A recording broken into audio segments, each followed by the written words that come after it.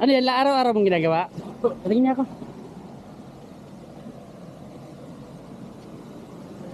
Ano nahuli mo dyan? Ano nahuli mo? Ha? Patingin niya ako. Meron? Meron? May nahuli ka na? May nahuli ka na? Wala. Pang anong nahuli mo? Pang aquarium? Yeah. Sige nga. Tingnan mo nga.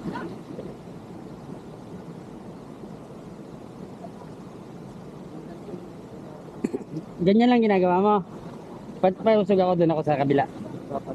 Titingnan ko lang ha kung ano yung nahuli mo.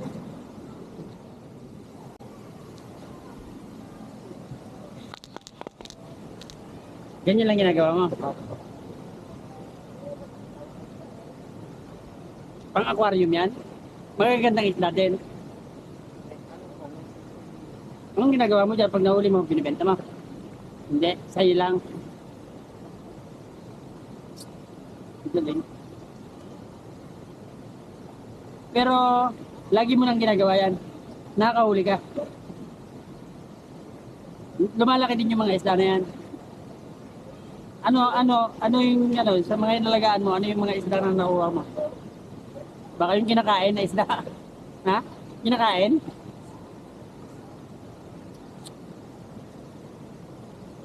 Anong isda? Mga tilapia, gano'n? Meron. Ah.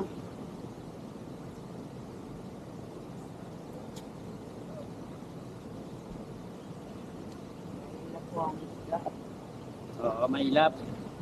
Pero meron dyan, oh, yan, oh, kita nga eh, di ba? Hindi mo lang mahuli. Pero pag bisnet ang ginamit, huli yan, ano? Tingnan mo nga, meron na? Wala ba? Tingnan natin, baka meron na. Wala? Wala pa.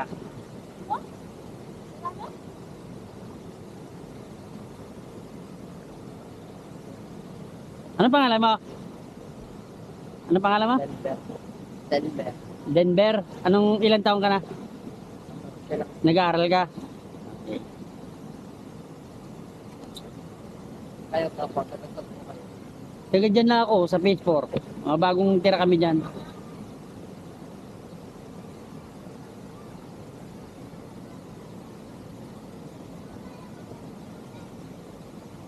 Malimit yan pag nakakakuha ka, inalagaan mo. Pero nalaki. Namamatay din. Tunay. May aquarium ka sa inyo? Sadyang mamamatay pag hindi tama ang alaga.